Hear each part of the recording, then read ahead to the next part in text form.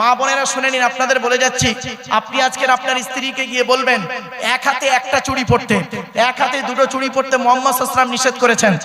এটা স্বামীর দায়িত্ব। এরপরে বলা হয়েছে এই স্বামীরা তোমরা তোমাদের স্ত্রীদেরকে এই শিক্ষা দেবে, নামাজের শিক্ষা দেবে, তোমরা তোমাদের স্ত্রীদেরকে ভাষা শিক্ষা দেবে, তোমরা তোমাদের স্ত্রীদেরকে কি কোরআনের শিক্ষা দেবে, তোমরা তোমাদের স্ত্রীদের সঙ্গে ভালো আচরণ করবে, স্ত্রীর পিতামাতার গালি দেবে না। স্ত্রীর পিতামাতার গালি দেওয়া হলো হারাম, হারাম, হারাম। স্ত্রীর পিতামাতাকে শ্বশুর শাশুড়ি গালি দেওয়া হলো হারাম। তাই আপনাদেরকে আমি অনুরোধ করে বলে যাচ্ছি এগুলো একটু ফলো করুন।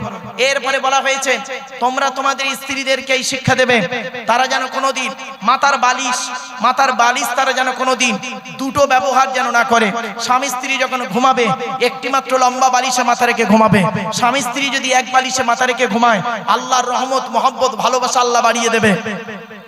এরপরে বলা হয়েছে এই স্বামীরা তোমরা তোমাদের স্ত্রীদের সঙ্গে মাঝে মাঝে বেড়াতে বেরোবে। স্ত্রীকে নিয়ে বেড়াতে যাওয়া সুন্নাহ। আল্লাহর নবী বলেছেন তুমি তোমার স্ত্রীকে নিয়ে বেড়াতে বেরো। আপনি কোথায় আছেন? পরের স্ত্রীকে নিয়ে বেড়াতে বেরোলে খুব ভালো লাগে, নিজের স্ত্রীকে নিয়ে বাড়িয়ে বেরোতে খুব ভালো লাগে না। এজন্য মনে রাখবেন, আমি একটা কথা বলে থাকি প্রায় সময়, শয়তানের চক্করে হালাল বস্তুতে মজা কম, হারাম বস্তুতে মজা বেশি। আল্লাহর রহমতের দুনিয়াতে হালাল বস্তুতে ডবল মজা, হারাম বস্তুতে মজাই নেই। ভাষাটা বুঝতে পারলেন? বাড়ি থেকে ভাববেন, নিজের ঘরের স্ত্রী রয়েছে অত সুন্দরী, নিজের স্ত্রীর প্রতি ভালোবাসা কমে গেছে, কাজের মেয়েটার প্রতি মহব্বতটা বেড়ে গেছে। বাড়ি থেকে ভাববেন এই কথাগুলি। চলুন এগিয়ে যাচ্ছি। এরপরে বলা হয়েছে মুহাম্মদ সাল্লাল্লাহু আলাইহি সাল্লাম বললেন তোমরা যেমন খাবে স্ত্রীকে তেমন খাওয়াবে, তোমরা যেমন পরবে স্ত্রীকে তেমন পরাবে। তাহলে প্যান্ট গেঞ্জি পরাতে যাবেন না। শুধু তাই নয়, এরপরে নবীজি বলেছেন তোমরা কি করবে? স্ত্রীদের কাজের সহযোগিতা করবে, স্ত্রীদের কাজের সহযোগিতা করবে। চলো তাহলে এক নাম্বার হলো স্বামী হিসাবে কতটা দায়িত্ব পালন করেছেন, কিয়ামতের মাঠে আল্লাহ আপনাকে ধরবে। দুই নাম্বার হলো পিতা হিসাবে কতটা দায়িত্ব পালন করেছেন। পিতা হিসাবে জন্ম দিলেই বাপ হওয়া যায় না, পেটে ধরলে মা হওয়া যায় না। তিন নাম্বার ছেলে হিসাবে কতটা দায়িত্ব পালন করেছেন, পিতামাতার সেবা যত্ন করেননি, নিজের শ্বশুর শাশুড়ির খুব ভক্তি করেছেন, ভালো জামাই হতে পেরেছেন, ভালো সন্তান হতে পারেননি। আমি আপনাদের বলে যাচ্ছি ভালো সন্তান হন, ভালো পুত্র হন ভালো জামাই হওয়ার আগে। আমরা ভালো জামাই হতে পেরেছি, ভালো পুত্র হতে পারিনি। আমার ভাষাগুলি বুঝুন। চলুন একটু এগিয়ে যাই। এরপরে আসছি, এক নাম্বার হলো স্বামী হিসাবে কতটা দায়িত্ব পালন করেছেন আপনি। দুই নাম্বার বাড়ি থেকে ভাববেন। দুই নাম্বার হলো পিতা হিসাবে কতটা দায়িত্ব পালন করেছেন। আল্লাহর নবী বলেছেন প্রত্যেক পিতামাতার দায়িত্ব হলো ছেলে মেয়ের উপরে তিনটি। আল্লাহর নবী বলেছেন, আমি বলি নাই, হাক্কুল ওয়ালিদি আলাল ওয়ালাদি সালাসাতু আশিয়া। আল্লাহর নবী বলেছেন প্রত্যেক পিতামাতার দায়িত্ব ছেলে মেয়ের দায়িত্ব হলো ছেলে মেয়ের জন্য তিনটি। কি কি? ছেলে মেয়ের উপরে প্রত্যেক পিতামাতার দায়িত্ব তিনটি। কি কি? এক নাম্বার হলো আইয়াকসিনা ইসমাহু। নবীজি বললেন এই পিতামাতা ছেলে মেয়ে জন্মগ্রহণ করলে সুন্দর সুন্দর নাম রাখবে। দুই নাম্বার হলো ওয়াইজা ওয়ালাদা ওয়া ইউআল্লিমুহুল কিতাবা। ছেলে মেয়ে কথাবার্তা বলতে শিখলে তাকে কোরআনের শিক্ষা দেবে, লেখাপড়া শেখাবে। তিন নম্বরে বলা হয়েছে কি ওয়াইজা বালাগা ওয়াইজা উবিজাহু ইজা আদরাকা। ছেলে মেয়ে যখন প্রাপ্তবয়স্ক হয়ে যাবে, যৌবন তাদের যখন ফুটবে, পিতামাতার দায়িত্ব হলো সঠিক সময়ে পাত্র পাত্রী দেখে বিবাহের ব্যবস্থা করা। সঠিক সময়ে যদি আপনি আপনার ছেলেকে বিবাহ না দেন, ওই ছেলে মেয়ে যদি পাপ কাজে লিপ্ত হয়, ও নামাজি হাজী সাহেব মুফতি সাহেব, তোমার ছেলে মেয়ে যদি পাপ কাজে লিপ্ত হয়, ওই পাপের বোঝা তোমার ঘাড়েই পড়বে। মনে রাখবেন, একজন পুরুষ চারজনকে খুশি করলে জান্নাতি। একজন পুরুষ চারজনকে খুশি করলে জান্নাতি। একজন নারী তিনজনকে খুশি করলে জান্নাতি। একজন পুরুষ চারজনকে খুশি করতে হবে। কে কে? এক নাম্বার পুরুষ আপনি আপনার রব আল্লাহকে খুশি করুন, অর্থাৎ কোরআন মোতাবেক জীবন যাপন করুন। দুই নাম্বার আপনি আপনার নবীকে খুশি করুন, অর্থাৎ নবীর হাদিস মোতাবেক জীবন যাপন করুন। তিন নাম্বার হলো আপনি আপনার হকের উপরে আপনি আপনার জন্মদাতা পিতাকে কি করুন? পিতার হক আদায় করুন। চার নম্বরে হলো আপনি আপনার মায়ের হক আদায় করুন। সেবা করুন, পিতামাতার সেবা যত্ন করুন। তাহলে একজন পুরুষ 4 জনকে খুশি করতে হবে, আর একজন নারী 3 জনকে খুশি করলে জান্নাতি। 1 নম্বর হলো কে? আপনি আপনার রব, মা বোন, আপনি আপনার রবকে খুশি করুন, নবী আল্লাহকে খুশি করুন, নবীকে খুশি করুন, আর আপনি আপনার হকের উপরে স্বামীকে খুশি রাখুন। এই 3 জনকে যদি কোনো নারী খুশি রাখে, আল্লাহ খুশি হয়ে যাবে। ছোট্ট একটি উদাহরণ দিচ্ছি, শুনলে চমকে যাবেন আপনারা। মুহাম্মদ সাল্লাল্লাহু আলাইহি সাল্লাম একদিন বলছেন, তোমাদের বাড়িতে কয় শ্রেণীর নারী আছে? তো সাহাবীরা বা সঙ্গীরা বললেন, হে নবী, আমাদের বাড়িতে 4 শ্রেণীর মেয়ে ছেলে আছে। কয় শ্রেণীর? 4 শ্রেণীর মেয়ে ছেলে আছে। আপনাদেরকেও বলছি, আপনাদের বাড়িতে 4 শ্রেণীর মেয়ে ছেলে আছে, আমারও বাড়িতে আছে। কি কি? কে কে? মা, বোন, মেয়ে, বউ। মা, বোন, মেয়ে, বউ, এই 4 শ্রেণীর মহিলা আছে আমার আপনার বাড়িতে। আপনি কি করে বুঝবেন আপনার মা, বোন, মেয়ে, বউ জান্নাতি না জাহান্নামী? কি করে বুঝবেন আপনারা? শুনে নিন। মুহাম্মদ সাল্লাল্লাহু আলাইহি সাল্লাম বললেন, শোনো, তোমরা কি করে বুঝবে তোমার মা, বোন, মেয়ে, বউ জান্নাতি না জাহান্নামী? তখন সাহাবীরা সঙ্গীরা বললেন, আল্লাহ এবং তার রাসূল খুব ভালো জানেন, আপনি যদি আমাদের বলে দেন তাহলে আমরা একটু শিখে নিই। শুনে নিন, আপনাদেরকে আমি অনুরোধ করে বলে যাচ্ছি, আজ আপনারা বাড়ি যাবেন, বাড়ি যাবার পরে কি করে বুঝবেন আপনার মা একজন জান্নাতি নারী? আপনি কি করে বুঝবেন আপনার স্ত্রী একজন জান্নাতি নারী? আপনি কি করে বুঝবেন আপনার মেয়ে একজন জান্নাতি নারী? চলুন শুনে নিন। আল্লাহর নবী বলেছেন, এই 6টা গুণ যে মেয়ের মধ্যে থাকবে, 6টা গুণ যে মেয়ের মধ্যে থাকবে, ওই মেয়ে ছেলে যত নামাজ পড়ুক, রোজা রাখুক, জাহান্নামী, জাহান্নামী, জাহান্নামী। 6টা গুণ কি কি? একটু দয়া করে শুনে যান অন্তত। 1 নাম্বার, নবীজি বললেন, ওই মেয়ে ছেলে নরকে যাবে, জাহান্নামায় যাবে, নামাজ পড়ে রোজা রেখেও জাহান্নামায় যাবে, যে মেয়ে ছেলে তার স্বামীর সঙ্গে মেজাজ দিয়ে কথা বলে।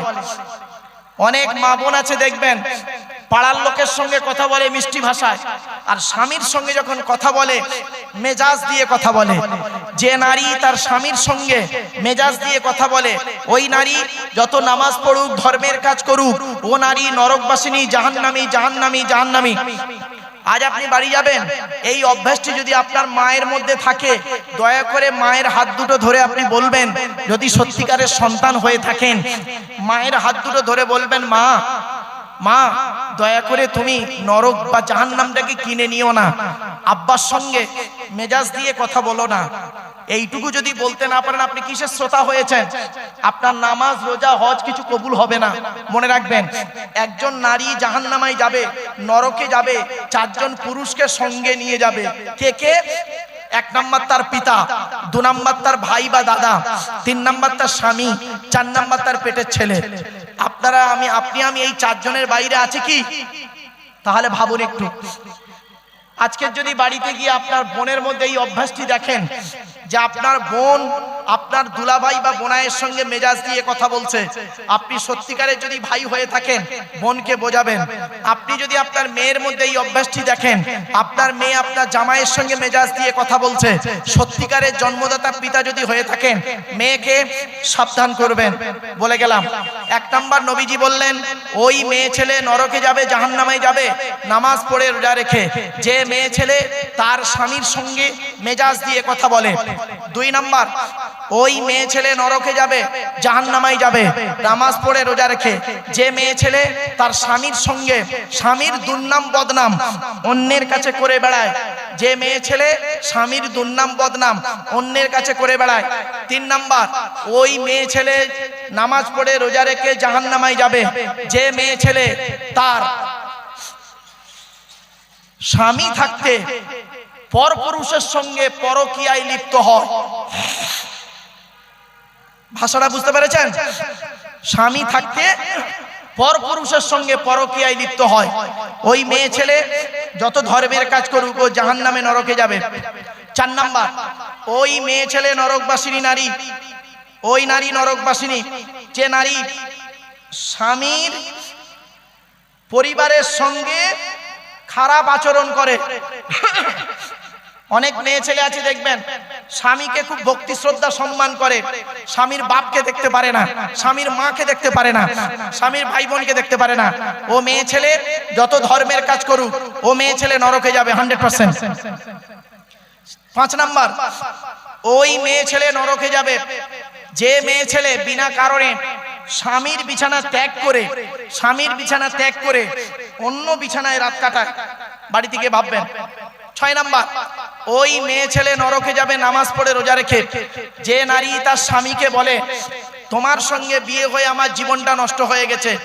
অনেক মেয়ে ছেলে আছে দেখবেন, কি হিন্দু কি মুসলিম, অনেক মেয়ে ছেলে আছে তার স্বামীকে বলে আমার মতো বউ বলে তুমি বেঁচে গেলে, অন্য কেউ হলে বুঝতে পারতে, তোমার মতো স্বামীর সংসার করছে আমার মতো মেয়ে বলে, অন্য কেউ হলে চলে যেত, এই করতো তাই করতো। তোমার সঙ্গে বিয়ে হওয়ার আগে আমাকে কত মাস্টার ডাক্তার ইঞ্জিনিয়ার প্রফেসর দেখতে এসেছিল, আমার পিতামাতা ভালো মানুষ, তাদের সঙ্গে বিবাহ না দিয়ে তোমার সঙ্গে বিবাহ দিয়ে আমার জীবন নষ্ট করে দিয়েছে। এই কথা যে নারী বলেন, ও নারী হলো জাহান্নামী নারী। মনে রাখবেন, জন্ম মৃত্যু বিবাহ সবই সৃষ্টিকর্তার হাত। এই বিবাহ শব্দটা যখন এলো একটু ভেঙে দিই। বয় হস্যই বয়াকার হ বিবাহ, বয় হস্যই বিবেক। যে পুরুষের জ্ঞান আছে, বিবেক আছে, বুদ্ধি আছে, সেই কেবল বিবাহ করতে পারে। পাগলের হাতে নারীর জীবন তুলে দিয়ে নষ্ট করে লাভ নেই। বয়াকারে বাহন, বাহন 2 প্রকারের, শারীরিক বহন, অর্থনৈতিক বহন। 3 নাম্বার হলো হ দিয়ে হলো হৃদয়। একটা নারীর জীবন পুরুষ তোমার হাতে তুলে দেওয়া হচ্ছে, তুমি যতই তাকে হৃদয় দিয়ে ভালোবাসবে সে সত্য ততই তোমার আপন হবে। তুমি স্বামী বলে 2 দিন চোখ বাঁকিয়ে দেবে, বউ সহ্য করতে না পেরে 1 দিন বাঁকিয়ে দেবে, এটাই স্বাভাবিক। বিবেক, বাহন, হৃদয়, এই 3টে গুণ যে পুরুষের থাকবে সেই পুরুষই বিবাহ করার উপযুক্ত পাত্র। এই 3 গুণে গুণান্বিত ছিল কে জানেন? বিশ্বনবী মুহাম্মদ সাল্লাল্লাহু আলাইহি সাল্লাম। নবী দিবসের জলসা আমি বিভিন্ন অ্যাঙ্গেল থেকে নবীকে তুলে আনছি, ব্যবসা ও দিক থেকে নবীকে তুলে আনলাম ব্যবসায়ী হিসাবে। এবার আসছি বিশ্বনবী মুহাম্মদ সাল্লাল্লাহু আলাইহি সাল্লাম, তিনি বললেন, হে পৃথিবীর মানুষ শুনে নিন, শুনলে চমকে যাবেন। এটাই পরকালে আমাদেরকে সৃষ্টিকর্তা 2 শ্রেণীর প্রশ্ন করবে। কয় শ্রেণীর প্রশ্ন? 2 শ্রেণীর প্রশ্ন, দুদিকের প্রশ্ন হবে। 1 নাম্বার প্রশ্ন হবে সৃষ্টিকর্তার তরফ থেকে একটা প্রশ্ন, আল্লাহর তরফ থেকে প্রশ্ন হবে। আর দ্বিতীয় প্রশ্ন হবে বান্দার তরফ থেকে। আল্লাহর তরফ থেকে যে প্রশ্নগুলি হবে ওই প্রশ্নের উত্তরে সৃষ্টিকর্তা দয়াময় যদি দয়া করেন পার হয়ে যাব। কিন্তু বান্দার তরফ থেকে যে প্রশ্নগুলি হবে সহজে ছাড় পাবো না। চলুন একটু খুলে বলে দিই। আল্লাহর তরফ থেকে প্রশ্ন হবে, তুই আমাকে বিশ্বাস করেছিলিস? তুই নামাজ পড়েছিলিস? তুই রোজা রেখেছিলিস? অর্থ দিয়েছিলাম হজ করেছিলিস? যাকাত দিয়েছিলিস? গরিবের দান করেছিলিস? তা আপনি কি বলবেন? আমি কি বলবো? মাঝে মাঝে করেছি, মাঝে মাঝে করিনি, মাঝে মাঝে করেছি, মাঝে মাঝে করিনি। দয়াময় আপনি, দয়ালু দয়াবান, আজকে যদি মাফ করেন তো আমি পার, নইলে বাধা পড়ে গেলাম। তো সৃষ্টিকর্তা সেদিন ইচ্ছা করলে আপনাকে মাফ করে দিতে পারেন, কারণ তিনি নিজেই বলেছেন, কোরআনে আছে, ইন্নাল্লাহা লা ইয়াগফিরু আন ইউশরাকা বিহি ওয়া ইয়াগফিরু মা দুনা যালিকা লিমান ইয়াশা। সৃষ্টিকর্তা আল্লাহ বলেছেন, নিশ্চয়ই আল্লাহ পাক শিরককারীর গুনাহ মাফ করবে না, অন্যান্য গুনাহগুলো মাফ করলে করতে পারেন।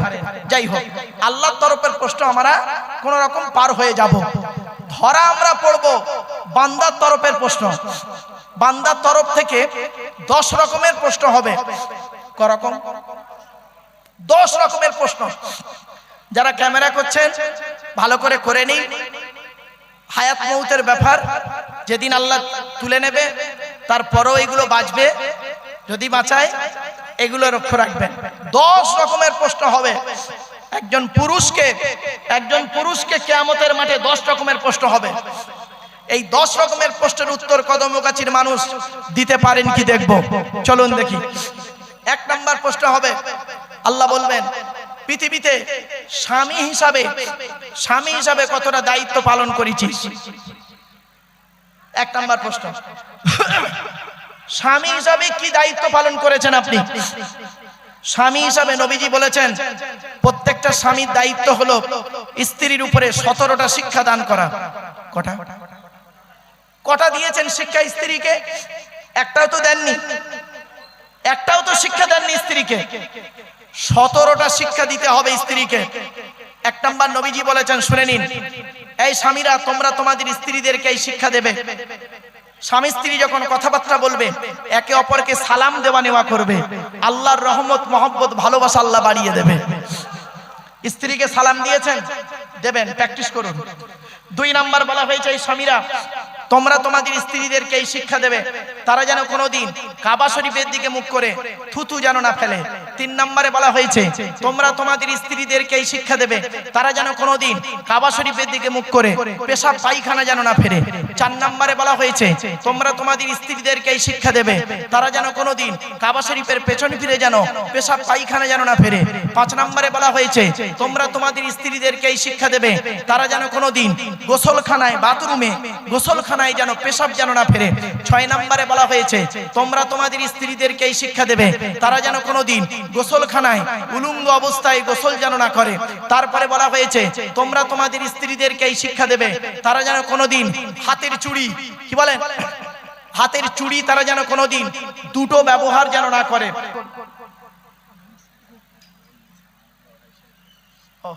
নারায়ে তাকবীর, নারায়ে তাকবীর, আওলাদে মুসাদ্দিদুজ জামান, নারায়ে তাকবীর। আমার বাপেরা, যার অপেক্ষায় আপনারা চাতক পাখির ন্যায় বসে আছেন, তিনি এসে গেছেন। আমার সংক্ষিপ্ত বক্তব্য এখানে শেষ করলাম। ভাষাগত দিক থেকে ত্রুটি হলে ক্ষমা করবেন। সকলে তাজিমান একটু দাঁড়িয়ে যান। নারায়ে তাকবীর।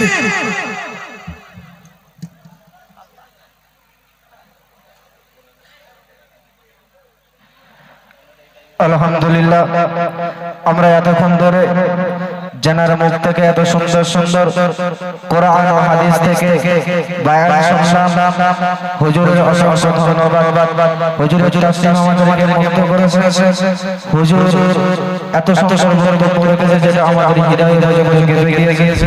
আলহামদুলিল্লাহ, আল্লাহর দরবারে এর জন্য আমরা লাখ কোটি শুকরিয়া আদায় করি। আমরা যার জন্য দীর্ঘ সময় অপেক্ষায় রত ছিলাম, যার তাশরীফের জন্য আমরা দীর্ঘ সময় অপেক্ষা করছিলাম, হুজুর আমাদের মধ্যে এসে